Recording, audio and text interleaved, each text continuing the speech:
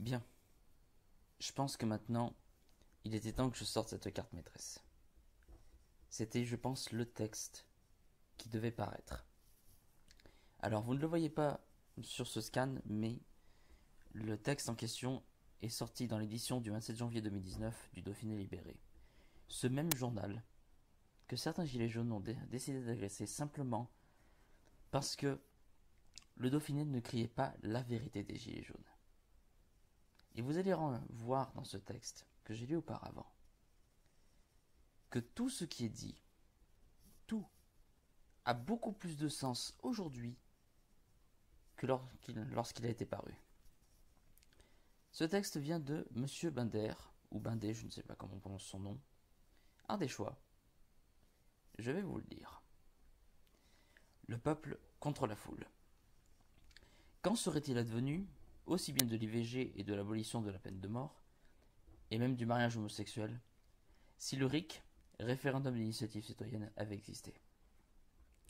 Ces avancées majeures auraient-elles survécu à un référendum populaire? Force est d'admettre que certaines lois sont parfois en avance sur la vox populi. Alors prenons bien garde à ce que ce RIC ne se transforme pas en boîte de Pandore. Sachons séparer le bon grain de l'ivraie, le bon grain étant le peuple et l'ivraie la foule, suivant en cela les recommandations de Victor Hugo. Car si le peuple est susceptible de transcender de nobles valeurs, à savoir la tolérance, l'irénisme, le partage, la générosité, la foule, quant à elle, véhicule la peur, le regret, la haine de l'autre et l'intolérance. Ce sont des foules, et non le peuple, qui se sont jetés dans les bras d'Hitler et de Mussolini. Car si le peuple est patriote, la foule est nationaliste. Et hélas, citation, le ventre est encore fécond d'où est sortie la bête. Brecht. Et donc, je pose la question. Dans cette séquence que depuis octobre nous traversons, à qui avons-nous affaire? Au peuple? À la foule? Je ne prétends d'aucune façon vouloir apporter une réponse. Mais il n'aura échappé à personne que si une tendance fait son miel de l'éruption dans le paysage français de ces gilets jaunes, c'est le Rassemblement national, dont je crains qu'il ne soit pas un parangon de vertu républicaine, tant ce courant flatte plus les foules que le peuple. Et tous ceux qui s'ouvrent sur la braise risquent d'y carboniser leurs illusions. Alors, et si la parole du peuple se doit d'être entendue, celle de la foule nécessite une certaine retenue. Car si le lyrisme nourrit les utopies, le réalisme préserve la démocratie. Nous devons donc envisager l'utopie comme un projet à réaliser. Mais il nous faut défendre la démocratie comme un trésor à préserver. Je pense que ce texte a encore plus de sens aujourd'hui, notamment après l'agression dont a été victime Alla Finkielkraut. Je pense que maintenant, les choses ont été claires. Le mouvement des Gilets jaunes est certes un mouvement populaire, mais un mouvement complètement désordonné. Ce coup-ci, il va falloir frapper fort.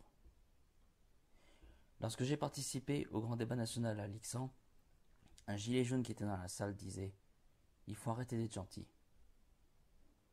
C'est une phrase à double tranchant, camarade. Tu viens justement me donner l'idée du siècle. Donc j'estime que maintenant, tous les gilets jaunes doivent être rangés dans le même panier. Parce que nous savons tous ce qu'ils veulent.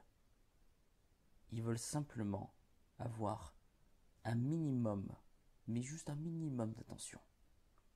En fait, ils se servent de Macron comme d'un bouc émissaire. Vous auriez eu l'occasion bien avant de vous en prendre à lui, ou à quelqu'un d'autre. Mais c'est que maintenant que vous en prenez à l'État français. Vous dites que ce sont des revendications qui sont là depuis très longtemps. Alors pourquoi ne pas être intervenu plus tôt? Pourquoi maintenant, à la transition entre 2018 et 2019? Vous savez, vous dites beaucoup que vous battez pour vos enfants. En attendant, je tiens à vous le dire, vos enfants se battent pour une cause bien plus noble que ce que vous pensez. Ils font la grève en faveur du climat. Et moi, personnellement, je suis de tout cœur avec eux. Je me dis que là, au moins, ils prennent leur courage à deux mains. Et eux, ils se battent vraiment pour eux-mêmes. Donc vous prétextez vous battre pour vos enfants. Mais vous faites rien. Eux, ils disent pas on se bat pour nos parents, on se bat pour nous. Et eux, ils se battent vraiment. Eux, ils se tirent les doigts du cul. Ils se retroussent les manches. Ils font quelque chose. Vous faites chier. Vous êtes des laxatifs. Vous êtes rien. Karl Lagerfeld disait du gilet jaune, c'est jaune, c'est moche, ça sert à rien. Pour le coup, il n'a pas tort. Il a rajouté mais ça peut vous sauver la vie. Vu la tournure que ça a pris, je pense qu'il est très mal vu aujourd'hui de porter un gilet jaune. Surtout sur un lieu d'accident, parce que là, ce sera peut-être la seule manière de se faire tuer. Plus que d'être sauvé. Vous en pensez quoi? Dites-moi.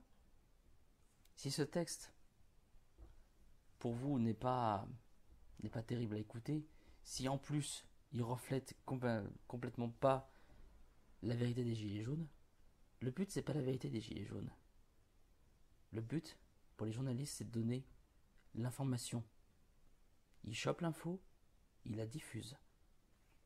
Donc encore une fois, plutôt que de dire que les médias sont corrompus, arrêtez un petit peu de mentir.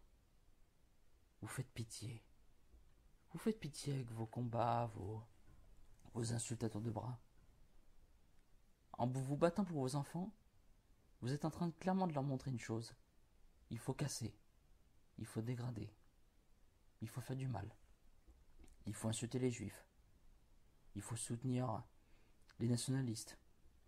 En fait, vous n'êtes pas la France. Et jamais vous le serez. Jamais.